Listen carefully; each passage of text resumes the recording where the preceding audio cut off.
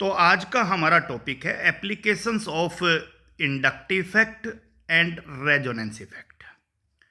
कि आखिर inductive effect और रेजोनेंस इफेक्ट ऑर्गेनिक केमिस्ट्री के कॉन्सेप्ट्स को समझने में हमारी किस तरीके से हेल्प करते हैं। आज हमें इन दो पॉइंट्स के ऊपर बात करना है, राइट। और इनमें से बहुत सारे क्वेश्चंस लास्ट क्लासेज में कवर हुए थे। आज एक बार इनको दोबारा से रिपीट कर लेते हैं, फिर नए टॉपिक्स के बारे में बात करेंगे। पहला टॉपिक है basic nature of ammonia and amines को कंपेयर करेंगे हम लोग इंडक्टिव इफेक्ट और रेजोनेंस इफेक्ट के हेल्प से। बेसिक नेचर आप सबको पता है भाई कि अमोनिया हो चाहे एमीन्स हो, ये सारे के सारे इलेक्ट्रॉन पेयर डोनर हैं, राइट। और इलेक्ट्रॉन पेयर डोनर हैं तो इनको आप लेविस के अकॉर्डिंग बेस कह सकते हो, राइट। लेविस ने बेस किसको कहा था? जो इलेक्ट्रॉन पेयर डोनर हो।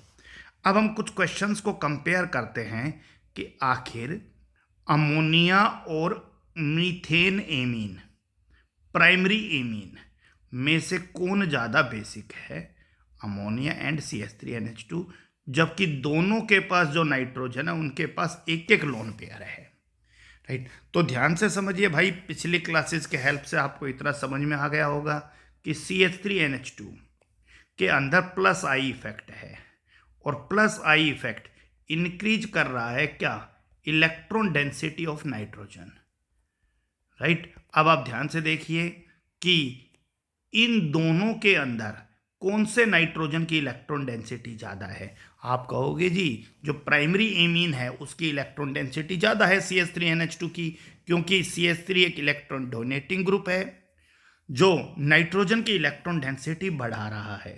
तो दोनों में से ही CH3NH2 का नाइट्रोजन कंपेरेटिवली ज़्यादा इलेक्ट्रॉन रिच है।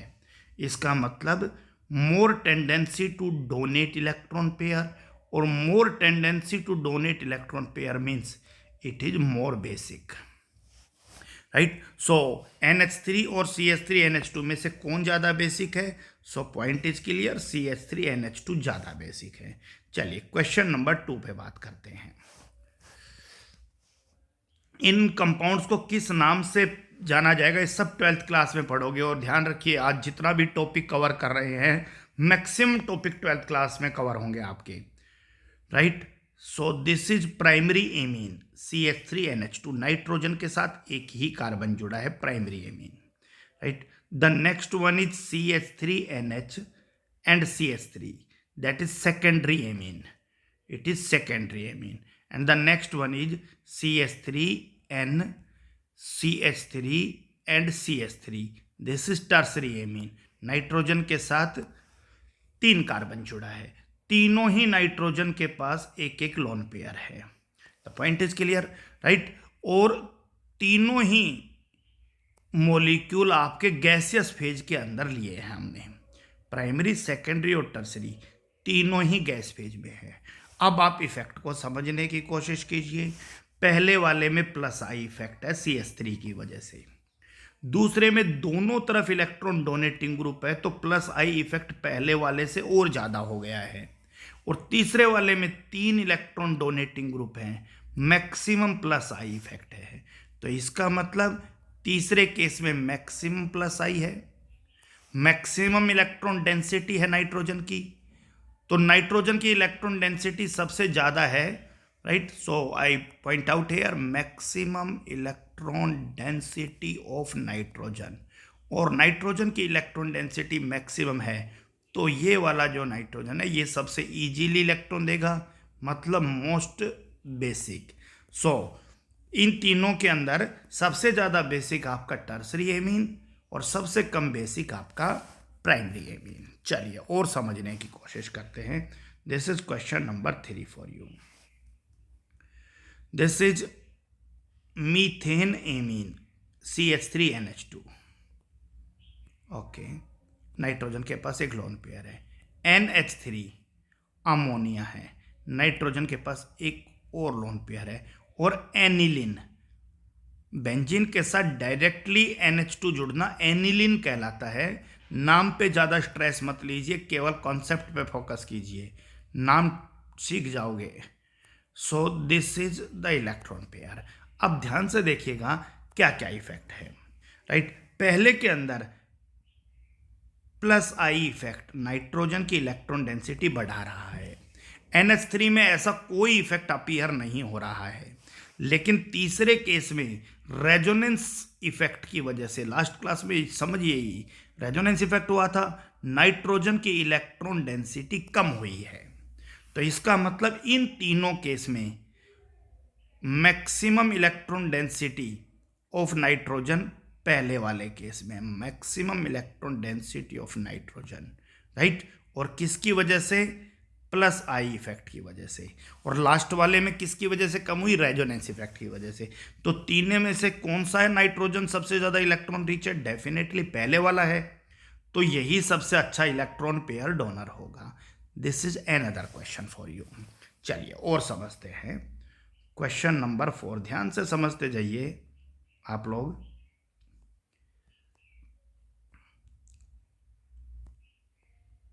This is a molecule benzene having NH2 and one more substituent is attached, that is CH3, right.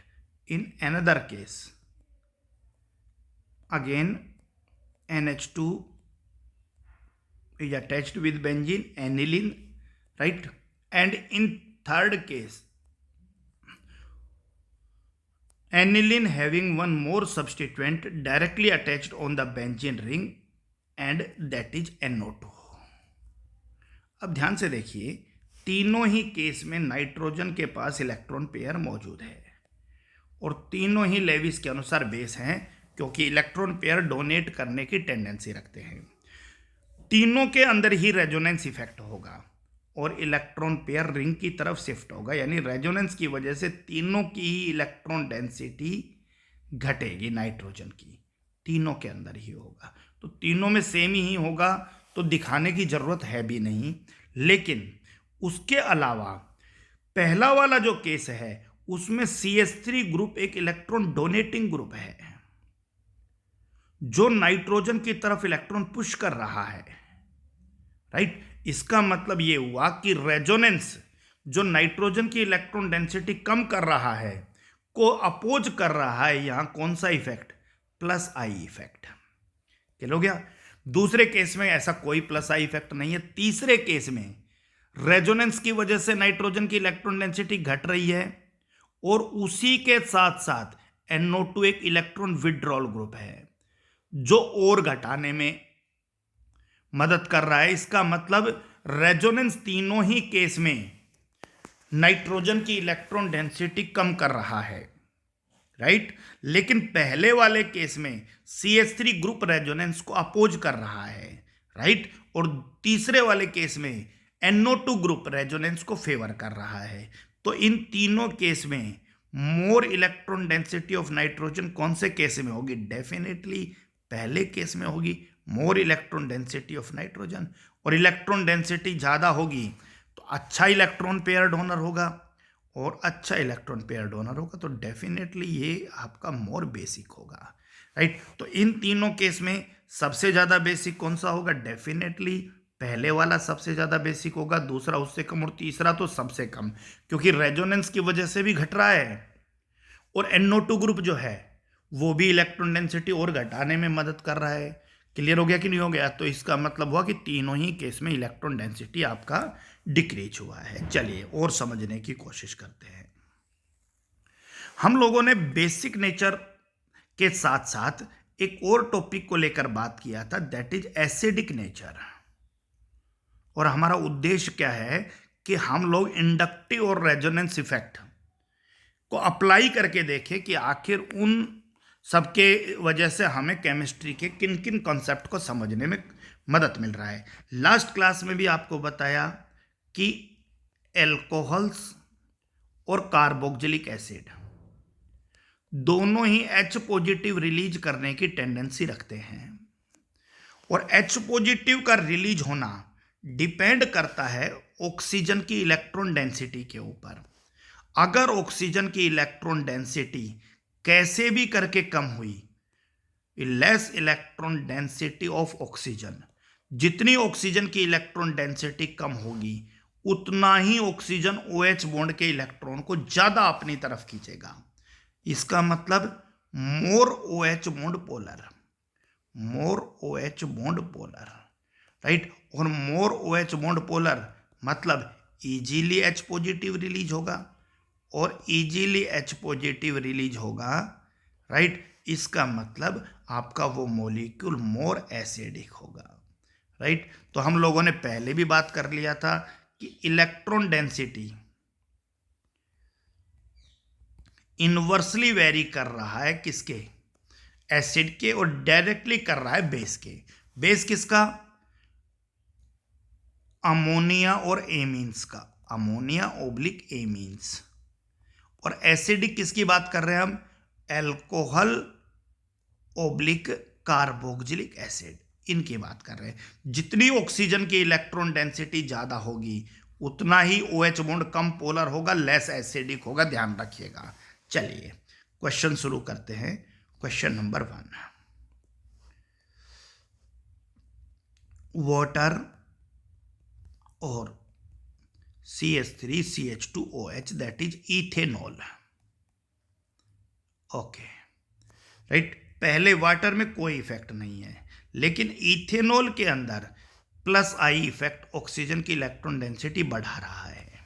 अब ऑक्सीजन की इलेक्ट्रॉन डेंसिटी बढ़ेगी तो इथेनॉल का ऑक्सीजन OH बॉन्ड के इलेक्ट्रॉन को कम खींचेगा।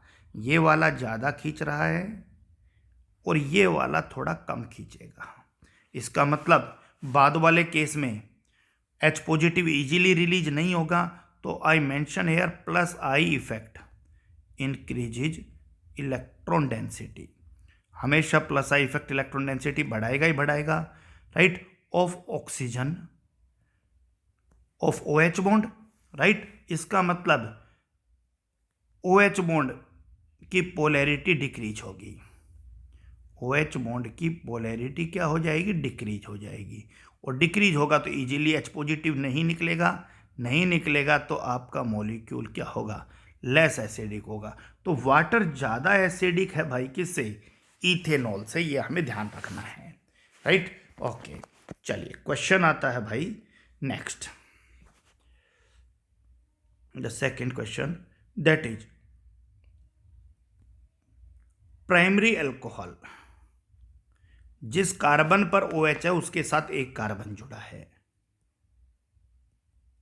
सेकेंडरी अल्कोहल, जिस कार्बन पर OH है उसके साथ 2 कार्बन जुड़े हैं। एंड टर्सरी अल्कोहल, जिस कार्बन पर OH है उसके साथ 3 कार्बन जुड़े हैं। That's the scene, right. चलिए चेक करते हैं। दिमाग में एक बात अच्छा ध्यान रखिए कि ऑक्सीजन की इलेक्ट्रॉन डेंसिटी बढ़ने का मतलब है लेस पोलर होना, लेस H पॉजिटिव रिलीज करने की टेंडेंसी और लेस एसिडिक। पहले में प्लस आई इफेक्ट, दूसरे में प्लस आई और ज़्यादा हो गया, और तीसरे में प्लस आई और ज़्यादा हो गया।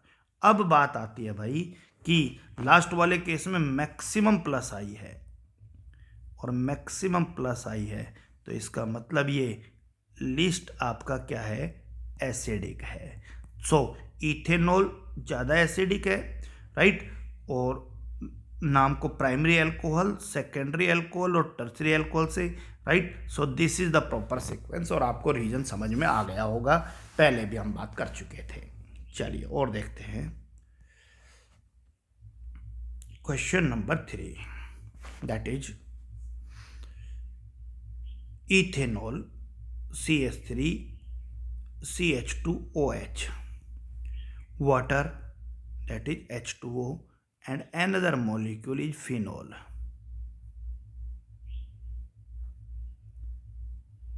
This is phenol. Okay. अब प्रश्न आ रहा है भाई, इफेक्ट को समझने की कोशिश करते हैं। प्लस आई इफेक्ट ऑक्सीजन की इलेक्ट्रॉन डेंसिटी बढ़ा रहा है, और फिनोल में लास्ट वाले केस में रेजोनेंस इफेक्ट ऑक्सीजन की इलेक्ट्रॉन डेंसिटी घटा रहा है, राइट। इसका मतलब less electron density electron density कम हो गई है किसकी, ऑफ ऑक्सीजन, किसकी वजह से, ड्यू टू रेजोनेंस इफेक्ट। कौन से इफेक्ट की वजह से, रेजोनेंस इफेक्ट की वजह से। और इलेक्ट्रॉन डेंसिटी कम मतलब ये इन तीनों के अंदर सबसे ज़्यादा एसिडिक होगा। पॉइंट क्लियर है। तो तीनों ही केस में सबसे ज़्यादा एसिडिक आपका फिनोल लास्ट वाला, उससे कम वाटर, और उससे कम आपका इथेनॉल। चलिए और समझते हैं। ये सब क्वेश्चन हमने पिछली क्लासेज में कवर कर लिए थे बस, लेकिन आज हम सारे क्वेश्चंस को रेजोनेंस और इंडक्टिव के इकट्ठे इफेक्ट को समझने के लिए कर रहे हैं भाई। ठीक है, चलिए। One more molecule that is benzene, जिसके ऊपर डायरेक्टली OH जुड़े फिनोल, और अब इसके ऊपर एक ग्रुप जोड़ दिया मैंने CH3। फिर से हमने बेंजीन के ऊपर OH जोड़ा, फिनोल बन गया। और तीसरे केस में बेंजीन के ऊपर OH जोड़ा, फिनोल तो था ही, और NO2 ग्रुप सब्सटीट्यूट कर दिया। राइट, NO2 ग्रुप हमने एक और सब्सटीट्यूट कर दिया। सो दिस 2 लोन पेयर्स होते हैं इस तरह के ऑक्सीजन के पास। राइट, तीनों के अंदर ही रेजोनेंस इफेक्ट है, ऑक्सीजन की इलेक्ट्रॉन डेंसिटी घटेगी। यह आपको अच्छे से समझा दिया गया था पिछली क्लास में, रेजोनेंस कैसे होता है तीनों ही केस में। तो इसे मेंशन करने की अब जरूरत नहीं है, जहां तीनों में ही सेम इफेक्ट हो मत मेंशन कीजिए। Right, okay.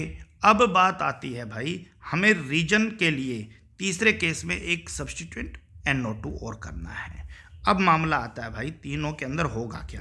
पहले में CH3 ग्रुप प्लस आई, और लास्ट वाले में NO2 ग्रुप माइनस आई। राइट, इसका मतलब तीसरे केस में लीस्ट इलेक्ट्रॉन डेंसिटी है। इलेक्ट्रॉन डेंसिटी सबसे कम है किसकी, ऑफ ऑक्सीजन। कौन से ऑक्सीजन की, एक ही ऑक्सीजन है, ऑफ OH बॉन्ड। राइट, और लीस्ट इलेक्ट्रॉन डेंसिटी मतलब मोस्ट एसिडिक, सबसे ज़्यादा एसिडिक इन तीनों में आपका तीसरा है, मोस्ट एसिडिक, जिसे आप पैरानाइट्रोफिनोल भी कह सकते हो। फिनोल बेंजीन पर OH, और NO2 ग्रुप कहाँ जुड़ा है, पैरा पोजीशन के ऊपर। तो तीनों में सबसे ज़्यादा एसिडिक पैरानाइट्रोफिनोल, फिर फिनोल है, और जो पहले वाला मॉलिक्यूल है उसे आप सबसे कम एसिडिक कहोगे। क्लियर हो गया। चलिए और समझने की कोशिश करते हैं।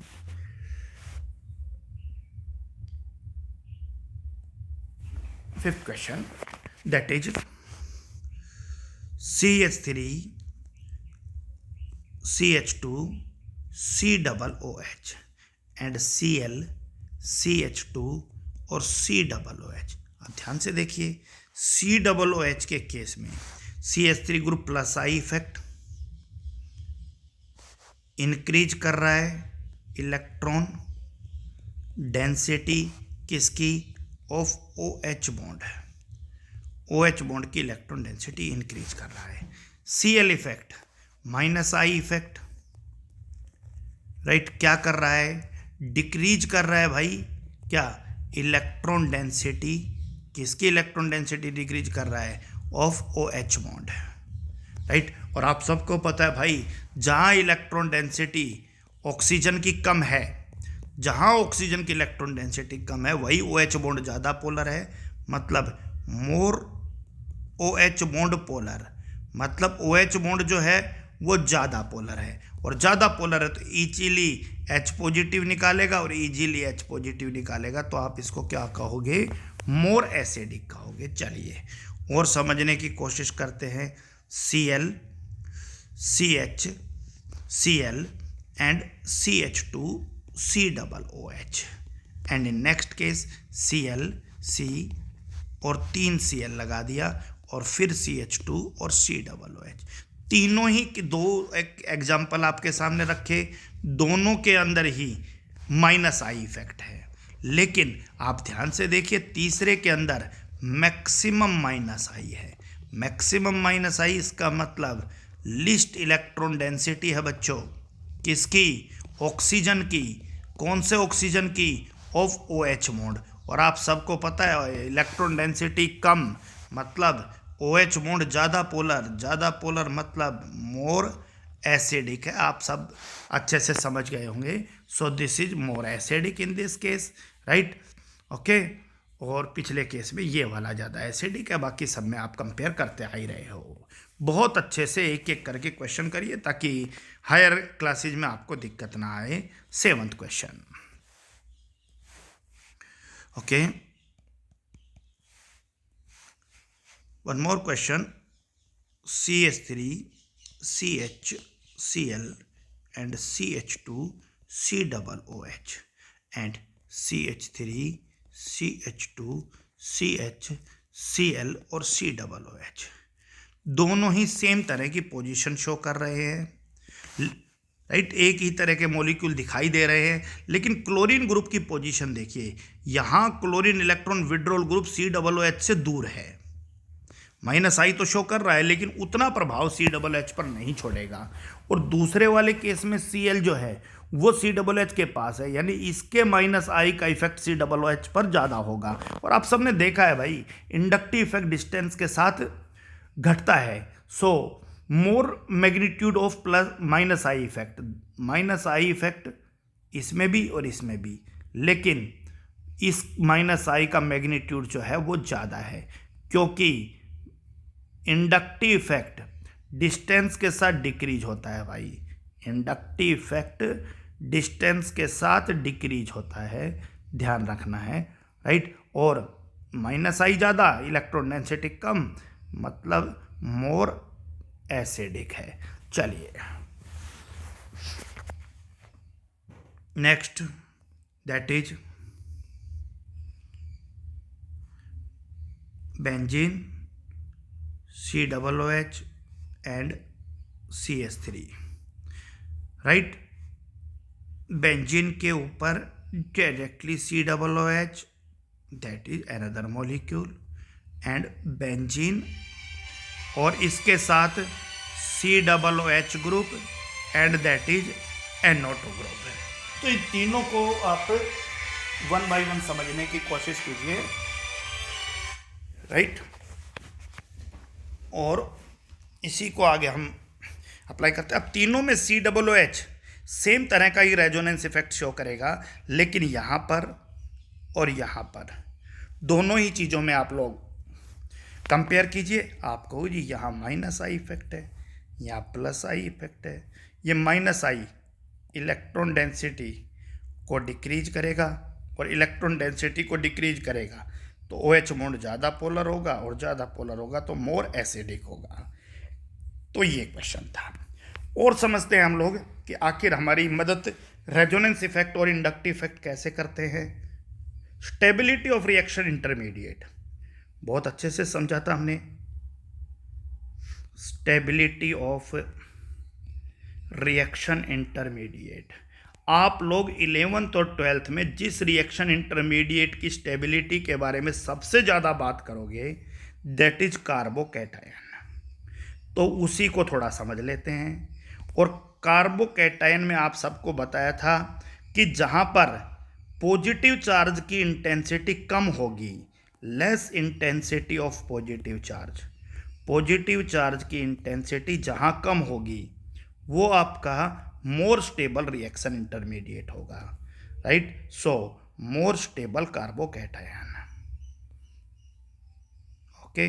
चलिए कंपेयर करते हैं। सबसे पहले primary carbocation CH3CH2 positive, secondary carbocation CH3CH positive and CH3, and tertiary carbocation में कौन ज़्यादा स्टेबल है। इंडक्टिव इफेक्ट इसको समझाने में हमारी मदद करेगा। और इंडक्टिव इफेक्ट कह रहा है भाई, पहले में +I इफेक्ट कार्बन के पॉजिटिव चार्ज को थोड़ा कम कर देगा क्योंकि उसकी तरफ इलेक्ट्रॉन आ रहा है। दूसरे में और ज़्यादा +I है, कार्बन के पॉजिटिव चार्ज की इंटेंसिटी थोड़ी और कम कर देगा।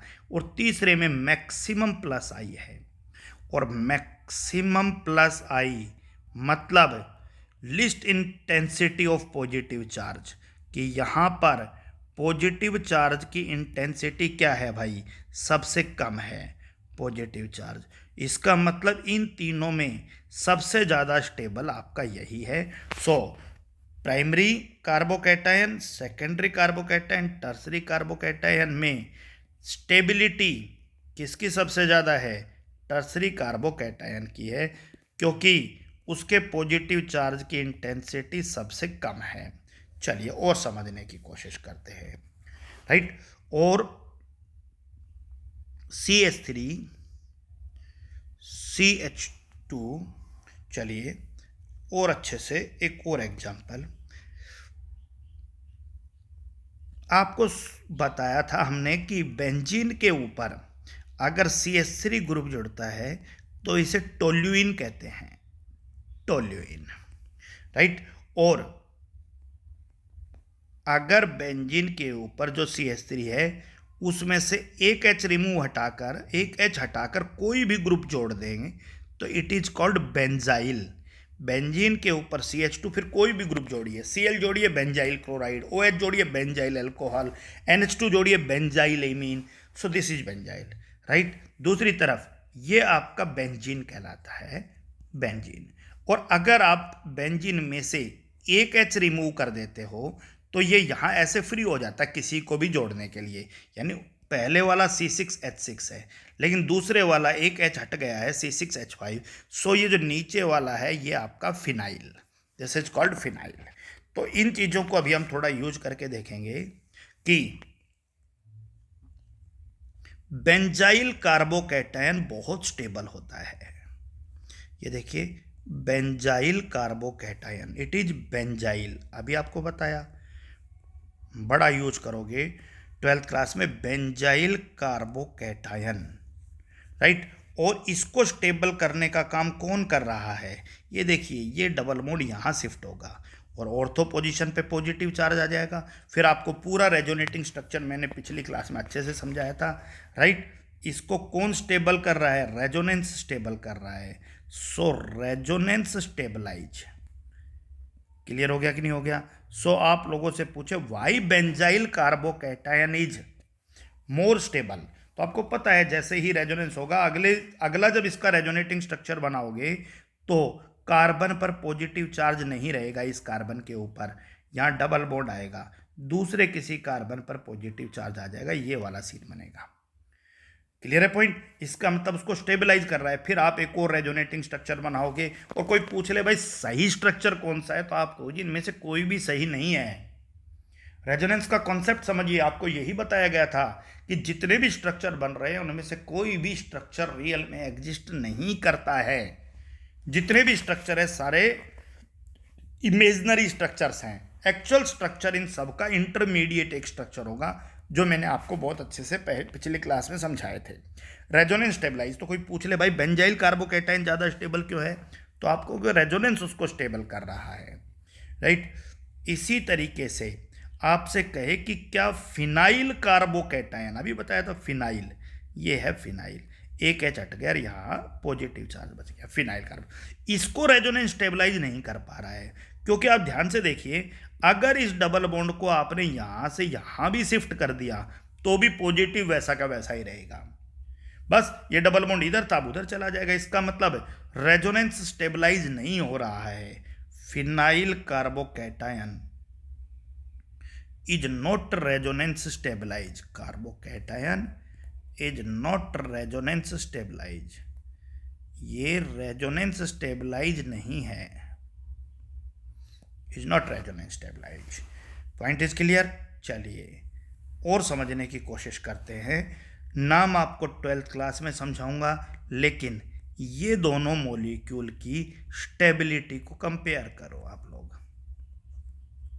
अभी उचित नहीं है मेरे लिए आपको इनका नाम बताना, राइट, ओके। और आप नाम के चक्कर में मत पड़िए, इनमें से एक को एलाइल कहते हैं और एक को विनाइल कहते हैं, राइट। लेकिन देखिए पहले वाले केस के अंदर ये डबल बॉन्ड जैसे ही यहाँ शिफ्ट होगा दूसरा रेजोनेटिंग स्ट्रक्चर बनेगा, यहाँ पर positive charge CH double bond CH2, इसका मतलब पॉजिटिव चार्ज रेजोनेंस से स्टेबल है। लेकिन दूसरे वाले केस में रेजोनेंस है नहीं, इसका मतलब वो रेजोनेंस से स्टेबल नहीं हो पा रहा है। तो इस तरह से हम लोग रेजोनेंस इफेक्ट के हेल्प से आखिर किसी भी रिएक्शन इंटरमीडिएट की स्टेबिलिटी को समझ पाएंगे, एसिडिक नेचर को कंपेयर कर पाएंगे, बेसिक नेचर को कंपेयर कर पाएंगे। और लास्ट क्लास में आपको बहुत अच्छे से बताया था कि इलेक्ट्रोफिलिक सब्स्टिट्यूशन रिएक्शन जब हम करेंगे और बेंजीन रिंग के ऊपर कोई इलेक्ट्रॉन डोनेटिंग ग्रुप जोड़कर करेंगे, कौन कौन से electron donating group? OH, OCH3, NH2, CH3 और Cl के बारे में स्पेशली आपको बताया था कि Cl बेंजीन रिंग के लिए इलेक्ट्रॉन डोनेटिंग ग्रुप है। तो ये सारे के सारे ऑर्थो और पैरा पर अपनी इलेक्ट्रॉन डेंसिटी बढ़ा लेते हैं, यानी कोई भी इलेक्ट्रोफाइल अगर अटैक करेगा तो वो ऑर्थो और पैरा पर करेगा। और अगर बेंजीन के ऊपर ऐसे ग्रुप जोड़ दिए जाए जो रिंग से इलेक्ट्रॉन विड्रॉ कर लेते हैं, CHO, COOH, COCH3, NH3 positive, NO2, ये ग्रुप जब भी जोड़ लिए जाए तो इलेक्ट्रोफाइल इन सभी ग्रुप में मेटा पोजीशन के ऊपर अटैक करेगा। ये सब चीज़ आपको समझा दी गई थी। तो एक बहुत यूजफुल लेक्चर आपके लिए था। पिछले केसेज में जिन जिन चीज़ों की आपको ज़रूरत पड़ेगी वो सब चीज़ें आपको इस लेक्चर में बता दी है, यानी पीछे के टॉपिक्स में समझना था और आज के लेक्चर के अंदर यूज करना था। अब हमारे 2 टॉपिक बचे हैं बहुत छोटे से, उन इफेक्ट को हम लोग और हल्का हल्का समझने की कोशिश करेंगे नेक्स्ट क्लास में, that is electromeric effect and hyper conjugation effect, और उसके बाद type of organic reactions, right. आप मान के चलिए कि सभी स्टूडेंट इस बात को समझे कि ऑर्गेनिक केमिस्ट्री की अगर हम GOC की बात करें, बेसिक कॉन्सेप्ट्स के बारे में बात करें, तो ये तो 3 से 4 क्लास में भी ख़त्म हो जाता, लेकिन हम लगभग पिछले 10 दिन से इसके ऊपर डिस्कशन कर रहे हैं, क्योंकि सारा खेल यहीं खेला जा रहा है भाई। आप फिजिकल प्रॉपर्टी पढ़ोगे, एसिडिक नेचर पढ़ोगे, बेसिक नेचर के बारे में बात करोगे, केमिकल प्रॉपर्टीज, कौन सी रिएक्शन स्लो होगी, कौन सी रिएक्शन फास्ट होगी, बार बार आपको इंडक्टिव, रेजोनेंस, इन इफेक्ट की ज़रूरत पड़ेगी। तो बहुत अच्छे से आप लोग इन लेक्चर्स को कवर कर लीजिए। That's all for today.